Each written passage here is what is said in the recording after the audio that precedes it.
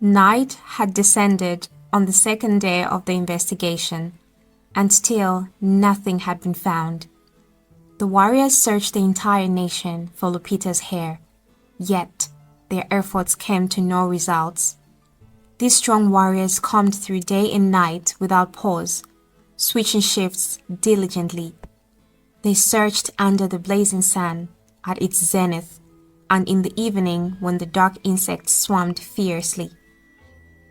They exerted every ounce of strength to ensure the hair was recovered, and to uncover the identity of the person who had cut it off. Despite their relentless efforts, their search bore no fruit. By the following day, 3 days had passed since Lupita's attack. King Luchi appeared like a man who had been starved of both food and sleep. No matter how hard he tried, he couldn't shake the haunting feeling of impending doom that gripped his nation if the fabled heir remained lost. During those 3 days, he secluded himself in his chamber, barely uttering a word to anyone, including his own daughters. Meanwhile, Lupita had not spoken since the incident. She withdrew into silence, confining herself to her room all day. That afternoon, King Luchi was resting outside his palace, contemplating his next steps. Beside him were 2 of his attendants. The weather was splendid and the sun shone vibrantly as the townspeople continued with their daily routines, while the majority of the warriors persisted in their search. As the king rested, the sharp blast of a crier's horn echoed from a distance, instantly commanding everyone's attention, particularly that of the king.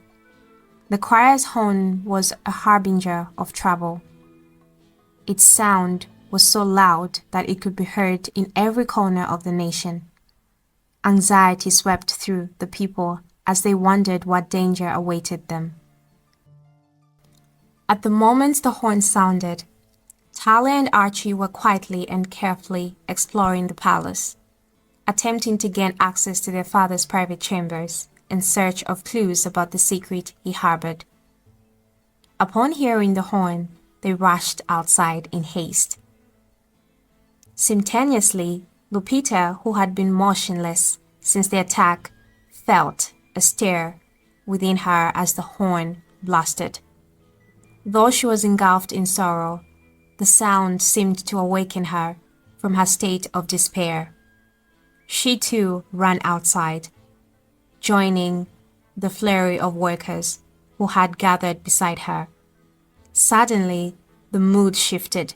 The wind began to blow, rattling the tapestries, and a dark cloud rolled in. The silence was abruptly shattered by a booming sound as the ancient enemy of King Luchi, the sorcerer Inutu, emerged from the shadows, his wild hair and dark robes swirling like a storm. Thunder rumbled ominously as he stepped forward. Inutu was one of the mightiest sorcerers the kingdom of Lubuto and its neighboring nations had ever known.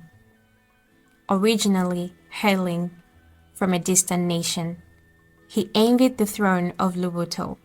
Most importantly, he envied the royal magic sword, for in its possession lay the promise of unimaginable power and the secret to eternal youth.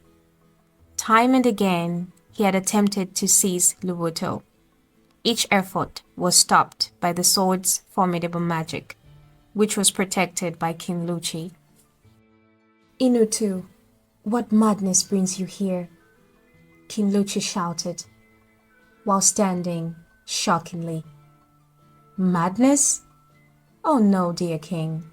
This is vengeance," the sorcerer Inutu said, raising his arms, a cruel smile spreading across his face.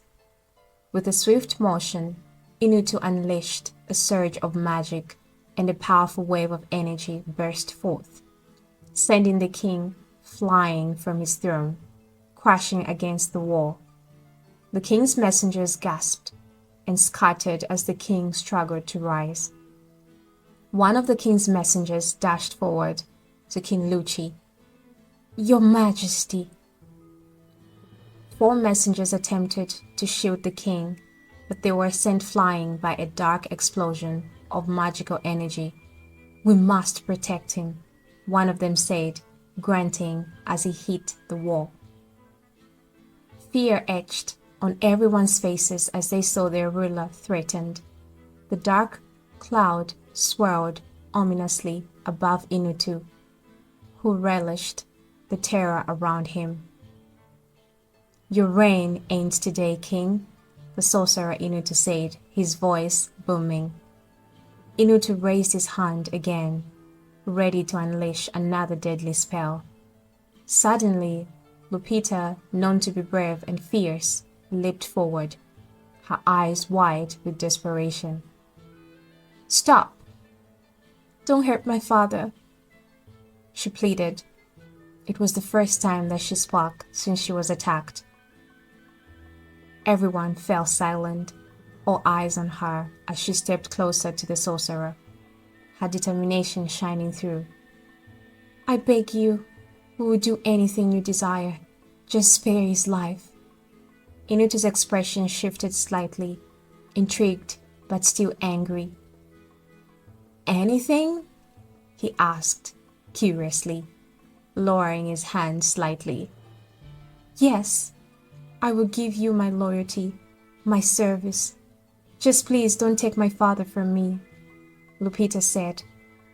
King Luchi, still recovering, watched his daughter with a mixture of pride and dread. "Lupita, step back. This is not your fight. You cannot promise a man as evil as him anything," he said weakly. "No, father.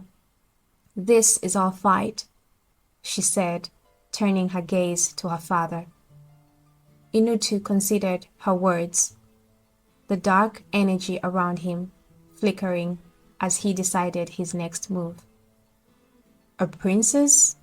Willing to bargain? How rare," the sorcerer Inutu said, intrigued by Lupita. "I will return in 3 days with a decision regarding a wish that I must be granted in order to spare this kingdom.